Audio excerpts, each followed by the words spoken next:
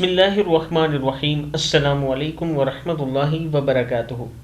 आबिद राजा channel की तरफ से आज मैं अपने दोस्तों को रसूलुल्लाह सल्लल्लाहु अलैहि व आलिहि वसल्लम का एक फरमान बताऊंगा।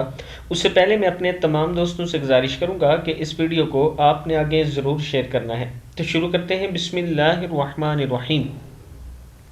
हज़रत उर्वा फरमाते हैं कि हज़रत ज़ुबैर बिन अवाम रज़ी अल्लाह ताला अन्हो ने मुसलमान होने के बाद ये शैतानी आवाज़ सुनी कि हज़रत मुहम्मद सल्लल्लाहु अलैहि व आलिहि वसल्लम को गिरफ़्तार कर लिया गया है।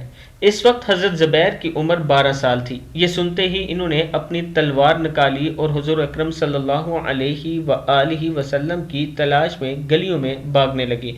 हुज़ूर अकरम सल्लल्लाहु अलैहि व आलिहि वसल्लम उस वक्त मक्का के बलाई हिस्से में थे।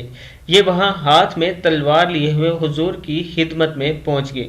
हुजूर अकरम सल्लल्लाहु अलैहि व आलिहि वसल्लम ने इनसे पूछा, तुम्हें क्या हुआ? इन्होंने कहा कि मैंने ये बात सुनी कि आप सल्लल्लाहु अलैहि व आलिहि वसल्लम को गिरफ्तार कर लिया गया है। हुजूर अकरम सल्लल्लाहु अलैहि व आलिहि वसल्लम ने पूछा, तो तुम क्या करने लगे थे? इन्होंने कहा, आप सल्लल्लाहु अलैहि व आलिहि वसल्लम को गिरफ्तार करने वालों को अपनी इस तलवार से मारने लगा था। इस पर हुजूर अकरम सल्लल्लाहु अलैहि व आलिहि वसल्लम ने आपके लिए और आपकी तलवार के लिए दुआ फरमाई और इनसे फरमाया कि वापस लौट जाओ। ये सबसे पहली तलवार है जो अल्लाह के रास्ते में सौंपी गई है, यानी निकाली गई है।